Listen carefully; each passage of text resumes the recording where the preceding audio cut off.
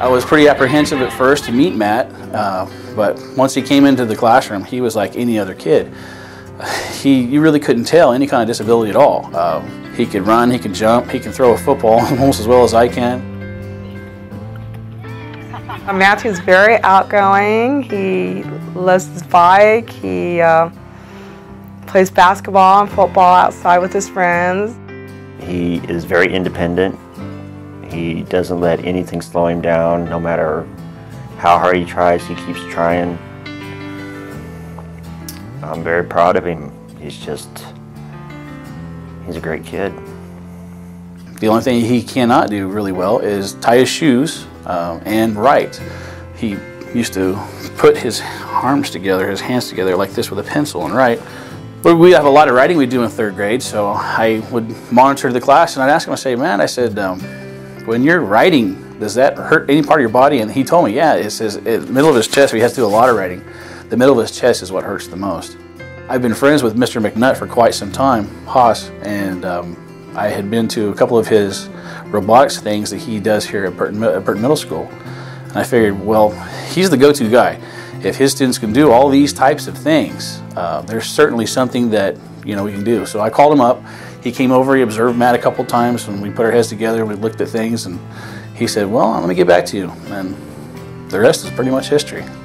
When I first introduced the students to Matt, they weren't real sure about what to say and how to act, but after they were around him for just a very few minutes, they realized that this is a really neat kid, and he's got a problem, and we can help him solve it. When we were asked to help Matt Lane, I thought that it would be a little challenging, and I thought I might feel a little awkward around him, but it was very easy to get past the fact that he doesn't have hands, and we thought that it would be an amazing challenge for us to take on, and we believed that we could accomplish it. I felt good that I'd get the chance to help someone that wasn't as fortunate to have some of the things that we take for granted every day. I was determined to make something for a kid with no hands, and it was pretty an exciting experience for this.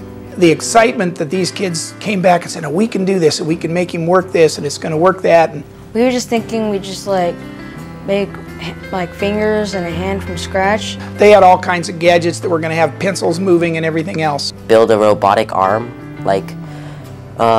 something that'll slip onto his hand. Just watching them grow and let them see that everybody's got so much fire, and it may come out one person one place and somebody else someplace else, but these kids have caught the spirit of why you help other people.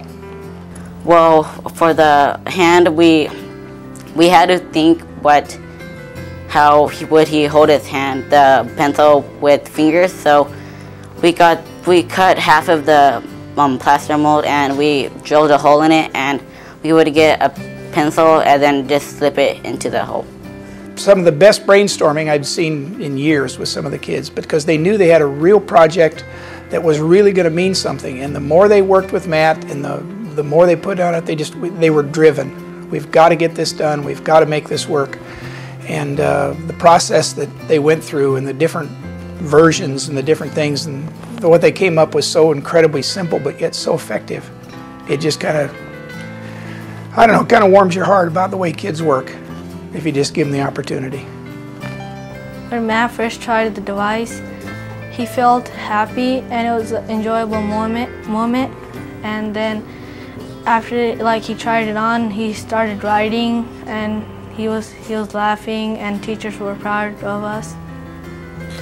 When Matt first tried on the device, it was just completely amazing because he really enjoyed it, even though it was really kind of amateur. I felt proud of myself that I helped somebody, and I was like, wow, we did it. Matt, now that he's got this prosthesis, he's taking more time. He's really making the numbers so that he can really tell, and his math scores have gone up.